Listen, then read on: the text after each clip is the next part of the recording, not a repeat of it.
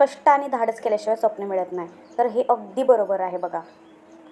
कारण ध्येय कितीही मोठं असलं तरी ते प्रत्यक्षात आणण्यासाठी कष्ट आणि धाडस हे 2 काम अत्यंत गरजेचे आहेत.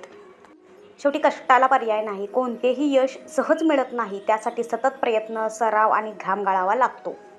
स्वप्न पाहणं सोपं आहे. ते पूर्ण करण्यासाठी लागणारी शिस्त कष्टातून येते. अनेकदा आपल्याकडे क्षमता असते, पण भीतीमुळे आपण पाऊल उचलू शकत नाही. नवनवीन आव्हाने स्वीकारण्यासाठी आणि अपयशाची भीती झुगारून देण्यासाठी धाडसाची गरज असते.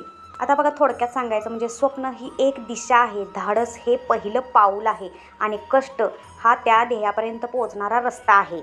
आता बघा, ज्यांच्याकडे ही 2 शस्त्र आहेत त्यांच्यासाठी कोणतेही स्वप्न अशक्य नसते. आता मला तुम्ही सांगा, तुम्ही तुमच्या स्वप्नांसाठी आज कोणते पाऊल उचलणार आहात? एक गोष्ट कायम लक्षात ठेवायची, जर तुमच्या वाट्याला संघर्ष असेल तर तुमच्या वाट्याला विजयसुद्धा असणार आहे.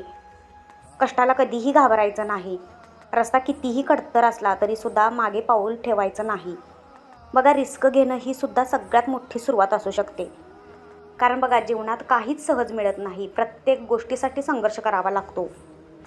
आणि कोणाकडे आपण लक्ष द्यायचं नाही. आपण आपल्या कामावरती आणि आपल्या स्वप्नांवरती लक्ष केंद्रित करायचं.